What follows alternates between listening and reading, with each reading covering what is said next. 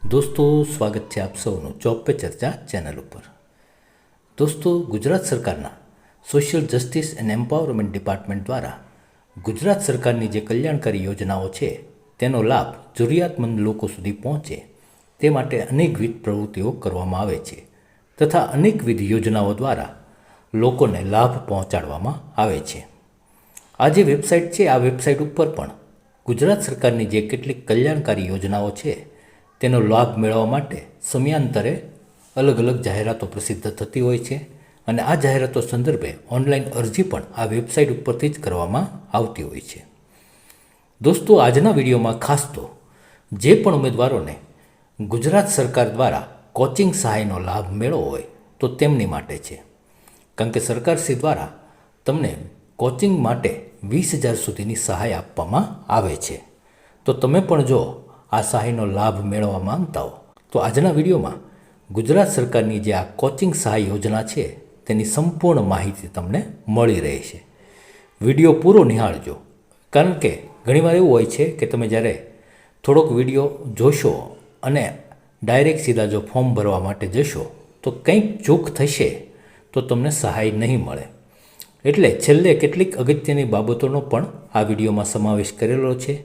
જે તમે કોચિંગ સહાય માટે ઓનલાઈન ફોર્મ ભરશો તો તે તમારે ખાસ ધ્યાનમાં રાખવાની રહેશે. હવે દોસ્તો, તમે અહીં સ્ક્રીન ઉપર જોઈ શકો છો કે ગુજરાત સરકારની જે કેટલીક કલ્યાણકારી યોજનાઓ છે જેમની અગાઉ પણ જાહેરાત પ્રસિદ્ધ થઈ ચૂકી હતી અને કેટલીક વર્તમાન જાહેરાતો છે તે અહીં ડિસ્પ્લે થઈ રહી છે. હવે દોસ્તો, તમે અહીં સ્ક્રીન ઉપર જોઈ શકો છો કે નિયામક વિકસતી જાતિ કલ્યાણ ગુજરાત રાજ્ય ગાંધીનગર દ્વારા આ કોચિંગ સહાય આપવામાં આવે છે. હાલમાં વર્ષ 2023-24 અંતર્ગત નિયામક વિકસતી જાતિ કલ્યાણ ગુજરાત રાજ્ય ગાંધીનગર દ્વારા નીચે મુજબની 3 કોચિંગ સહાય આપવા માટે હાલમાં નોટિફિકેશન પ્રસિદ્ધ થયેલ છે. હવે આ જે કોચિંગ સહાય છે તે વિકસતી જાતિઓ, સામાજિક અને શૈક્ષણિક રીતે પછાત વર્ગના તાલીમાર્થીઓ તથા આર્થિક રીતે પછાત વર્ગની વિદ્યાર્થિનીઓને નિયમ અનુસાર કોચિંગ સહાય યોજનાનો લાભ આપવા માટે હાલમાં આ જાહેરાત પ્રસિદ્ધ થયેલ છે. એટલે કે દોસ્તો, આ જે સહાય છે તેનો લાભ કોણ મેળવી શકે? તો વિકસતી જાતિઓ, સામાજિક અને શૈક્ષણિક રીતે પછાત વર્ગના તાલીમાર્થીઓ, એટલે કે જે SC/BC કેટેગરીમાં આવતા હોય તે તાલીમાર્થીઓ તથા આર્થિક રીતે પછાત વર્ગની વિદ્યાર્થિનીઓ, એટલે કે જે EWS કેટેગરીમાં આવતા હોય, આર્થિક રીતે પછાત હોય તેવી બહેનો નિયમ અનુસાર આ કોચિંગ સહાયનો લાભ મેળવવા માટે હાલ ઓનલાઈન અરજી કરી શકે છે. હવે કોચિંગ સહાયની આપણે વાત કરીએ તો અહીં અલગ અલગ 3 કોચિંગ સહાય મળવાપાત્ર છે. જેમ કે સ્પર્ધાત્મક પરીક્ષા વર્ગ 1, 2 અને વર્ગ 3ની જે જાહેરાતો આવતી હોય તો તેની પૂર્વ તૈયારી માટે તાલીમ લેનાર સામાજિક અને શૈક્ષણિક રીતે પછાત વર્ગના તાલીમાર્થીઓને ખાસ પ્રોત્સાહન સહાયની રકમ ₹20,000 અથવા તો ખરેખર જે તમારે કોચિંગની ફી ચૂકવવાની હોય તે ફી 2માંથી જે ઓછું હોય તે તાલીમાર્થીને મળવાપાત્ર થશે. એટલે કે OBC કેટેગરીના જે ઉમેદવારો છે તેમને કદાચ પોલીસ કોન્સ્ટેબલ છે, ફોરેસ્ટના વર્ગ છે, GPSCના વર્ગ છે, આવા જે વર્ગો માટે ગુજરાત સરકાર દ્વારા ₹20,000 અથવા તો તમારા ટ્યુશનની જે ફી થતી હોય તે ફી 2માંથી જે ઓછી ફી હોય તે તમને સરકારશ્રી દ્વારા મળવાપાત્ર થશે. અને બીજું, સામાજિક અને શૈક્ષણિક રીતે પછાત વર્ગના તાલીમાર્થી તેમજ આર્થિક રીતે પછાત વર્ગની જે વિદ્યાર્થીની બહેનો છે તેમને 12 સાયન્સ પછી જે NEET, JEE, ગુજસેટ આ માટેના કોચિંગ લેવાના હોય તો આ કોચિંગ માટે પણ ₹20,000 અથવા તો તમારી જે ટ્યુશન ફી થતી હોય તેમાંથી 2માંથી જે ઓછી ફી હોય તે ફીનો લાભ સરકારશ્રી દ્વારા આપવામાં આવશે.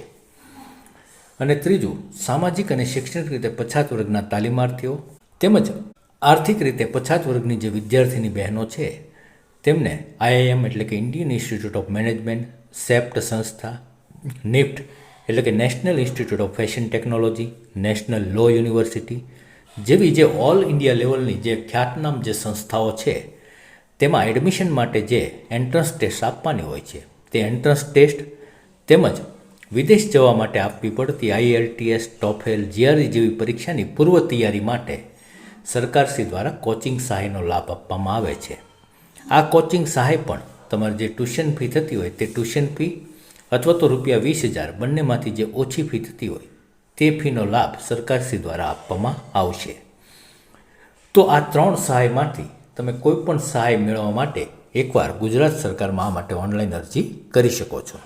ખાસ તો સરકારશ્રી દ્વારા આ જે સહાયનો લાભ છે તે આર્થિક રીતે જે નબળા વર્ગના ઉમેદવારો છે તેમને મળવાપાત્ર થશે કે જે ઉમેદવારોને આવી રીતે ટ્યુશન રખાવવા માટે જેમની પાસે પૈસાની સગવડ નથી હોતી તેવા આર્થિક રીતે નબળા વર્ગના વિદ્યાર્થીઓને આ રીતે કોચિંગ સહાય દ્વારા સરકારશ્રી દ્વારા લાભ આપવામાં આવે છે. તો જે પણ આર્થિક રીતે નબળા વર્ગના વિદ્યાર્થી ભાઈઓ બહેનો છે તેઓ જો આ માટે યોગ્યતા ધરાવતો હોય તો કોચિંગ સહાયનો લાભ મેળવવા માટે હાલ અરજી કરી શકે છે.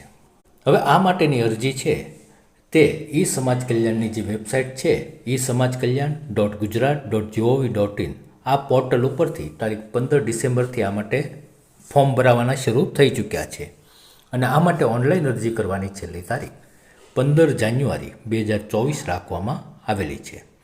એટલે કે ઉમેદવારોએ 15 જાન્યુઆરી 2024 સુધીમાં આ કોચિંગ સહાય માટે ઓનલાઈન અરજી કરવાની રહેશે. અને ઓનલાઈન અરજી કર્યા બાદ ઉમેદવારે તેનું જે કંઈ પ્રિન્ટ આઉટ હોય ઓનલાઈન ફોર્મનું તે પ્રિન્ટ આઉટ સાથે અલગ અલગ જે જરૂરી ડોક્યુમેન્ટ છે તે ડોક્યુમેન્ટની નકલો સાથે જિલ્લા નાયબ નિયામક શ્રી વિકસિત જાતિ અથવા તો જિલ્લા સમાજ કલ્યાણ અધિકારી શ્રી વિકસિત જાતિની કચેરી ખાતે ત્યાં પ્રિન્ટ આઉટ જમા કરાવવાનું રહેશે. તો આ બાબત પણ ખાસ ધ્યાનમાં રાખવી. હવે દોસ્તો બીજું પણ એક સરકાર દ્વારા ખાસ એક સૂચના જાહેર કરેલ છે કે જિલ્લા કક્ષાએ હાર્ડ કોપી જમા ન કરાવેલ તાલીમાર્થી વિદ્યાર્થિનીની અરજીને ધ્યાનમાં લેવામાં આવશે નહીં. તેમજ 31/1/2024 પછી જિલ્લા કક્ષાએ આ હાર્ડ કોપી છે તે પણ સ્વીકારવામાં નહીં આવે. તો તમારે આ બાબત પણ ખાસ ધ્યાનમાં રાખવી.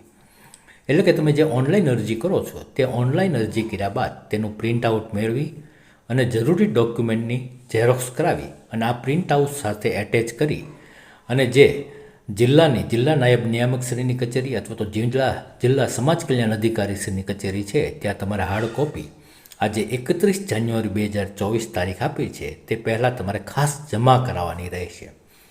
જેમણે ઓનલાઈન અરજી કરેલી છે પણ આ હાર્ડ કોપી જમા કરાવેલ નહીં હોય તો તેવા ઉમેદવારોને સરકારશ્રી દ્વારા કોચિંગ સહાય આપવામાં નહીં આવે.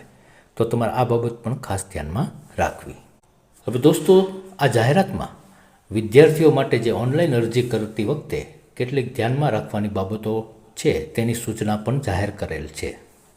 આ જે સામાન્ય સૂચનાઓ છે તેમાં તાલીમાર્થી અને તાલીમાર્થીઓને પસંદ કરવાની સંસ્થાના ધારાધોરણને અંગેની સંપૂર્ણ માહિતી છે તે અહીં જે વેબસાઇટ આપેલી છે SJE.gujarat.gov.in તેના ઉપર ઉપલબ્ધ છે. તો તે સૂચના તમારે ખાસ જોઈ લેવાની રહેશે. અહીં ઓનલાઈન પોર્ટલ ઉપર અરજી કર્યા બાદ 31 જાન્યુઆરી 2024 સુધીમાં જે ઓનલાઈન અરજી અને જરૂરી ડોક્યુમેન્ટની પ્રિન્ટ આઉટ પણ જે સંબંધિત કચેરી છે ત્યાં ખાસ જમા કરાવવાની રહેશે. અને અરજી ફોર્મ ભરવાના પૂર્ણ થયા તારીખથી 15 ફેબ્રુઆરી 2024 સુધીના સમયગાળા દરમિયાન ઉમેદવારે જેમાં કોચિંગ લીધું હોય તે કોચિંગ ચાલુ હોવું જોઈએ. જો ઉમેદવાર અરજી કરશે અને તે જેમાં કોચિંગ લીધું હોય છે તે પછીના 3 મહિનાના ગાળા સુધીમાં ચાલુ નહીં હોય અને બંધ થઈ ગયું હશે તો તેવા વિદ્યાર્થીઓને કોચિંગ સહાયનો લાભ આપવામાં નહીં આવે. વિદ્યાર્થી અરજી ફોર્મમાં દિવસ દરમિયાન જે કોચિંગનો નિયત સમય મર્યાદા છે તે ખાસ દર્શાવવાની રહેશે. જેમ કે ટ્યુશન સવારે 8 થી 10માં કરેલું હોય અથવા તો 10 થી 1માં કરેલું હોય અથવા તો બપોરે 3 થી 6માં કરતા હોય તો તે સમય પણ દર્શાવવાનો રહેશે. અને અહીં જે ઈ સમાજ કલ્યાણની જે વેબસાઇટ આપેલ છે તે વેબસાઇટ ઉપર જે પણ ઉમેદવારો સમય મર્યાદામાં અરજી કરશે તેમને મંજૂરીની પ્રક્રિયામાં બજેટ જોગવાઈ અને લક્ષ્યાંકને ધ્યાને લઈ બનાવવામાં આવનાર મેરિટમાં સમાવિષ્ટ વિદ્યાર્થીઓને જ નિયમ અનુસાર અગ્રતાક્રમના લાભ મળવા પાત્ર થશે અને સહાય ચૂકવવામાં આપશે. એટલે કે સરકારશ્રી દ્વારા કોચિંગ સહાય માટે જે બજેટ જાહેર કરેલ હોય અને નક્કી કરેલ હોય કે આટલી સંખ્યામાં ઉમેદવારોને અમે લાભ આપશું તો તે સંખ્યા પ્રમાણે જે કંઈ અરજી આવે તે અરજીમાંથી એક મેરિટ યાદી તૈયાર થશે અને મેરિટ યાદીમાં સમાવિષ્ટ ઉમેદવારોને આ કોચિંગ સહાયનો લાભ મળશે.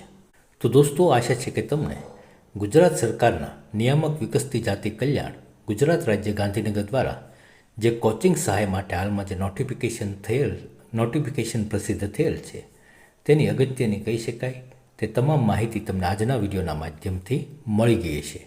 અને આ કોચિંગ સહાય માટે કોણ અરજી કરી શકે તેનો પણ સ્પષ્ટ ખ્યાલ તમને આવી ગયો હશે. તો દોસ્તો, ફરી પાછા આપની કારકિર્દી માટે ઉપયોગી આવી જ અગત્યની માહિતી સાથે મળીએ. ત્યાં સુધી રજા આપશો. જય હિન્દ, વંદે માતરમ. હંમેશા ખુશ રહો, હંમેશા હેલ્ધી રહો, એવી ઈશ્વરને પ્રાર્થના.